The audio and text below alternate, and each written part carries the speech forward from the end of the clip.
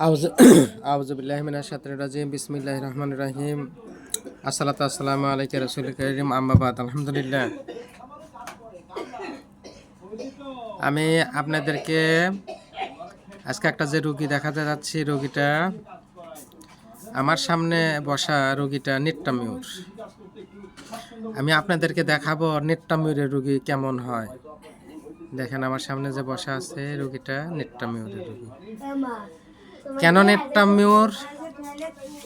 নিট্টামিউরের রোগী, কি কারণে নিট্টামিউরের রোগী?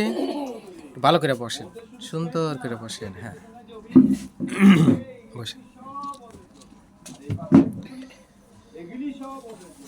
এনাকে দেখে কি বোঝা যায় যে ইনি নিট্টামিউরের রোগী? অথচ লক্ষণে, আমরা যে লক্ষণগুলো ওনার ভিতরে পেয়েছি, সে লক্ষণ সাদৃশ্যে বুঝিয়ে ইনি একজন নিট্টামিউরের রোগী। এই রোগী গরম কাতর, এ রোগীর ঘাম বেশি, পিপাসা বেশি, তাই বলছেন না আপনি? এ রোগী লবণ ছাড়া কিছুই বোঝে না, লবণ এত পরিমাণে খায়, লবণ খুব খায়। আপনি লবণ খান বেশি, তাই বলেন নাই? লবণ বেশি খায়, রাগ বেশি, সান্ত্বনায় বৃদ্ধি, খিটখিটে মেজাজ, তাই বলছেন না? এ রোগীর রোজ সহ্য হয় না।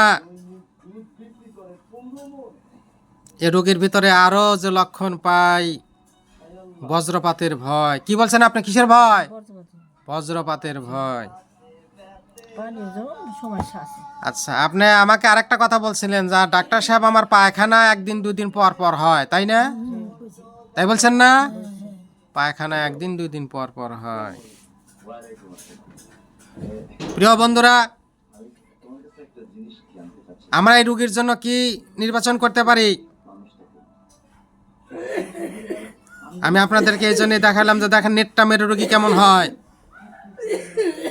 নিট্টামিউরের রোগী এত লক্ষণগুলা, অধিকাংশ লক্ষণই তার ভিতরে বিদ্যমান।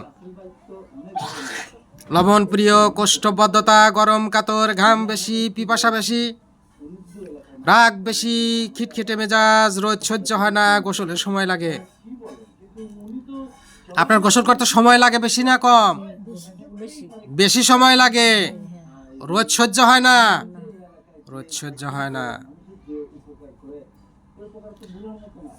আমি রোগীর জন্য নিট্টামিউর সিলেক্ট করলাম।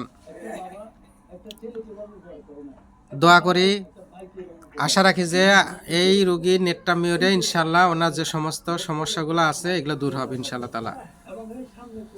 আপনার কষ্টগুলা কি ছিল বলেন তো? কিসের জন্য আপনি আমার কাছে আসছেন?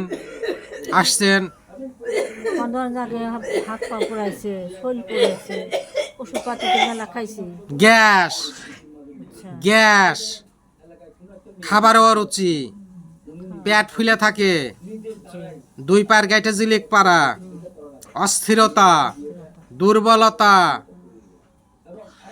কোমরে ব্যথা। আপনার এই সমস্যাগুলো না? এই সমস্যাগুলো ওনার। আমি এই সমস্যায় ওষুধ নির্বাচন করলাম নিট্টামিউর। ধন্যবাদ, সবাই ভালো থাকবেন। আসসালামু আলাইকুম ওয়া রাহমাতুল্লাহ।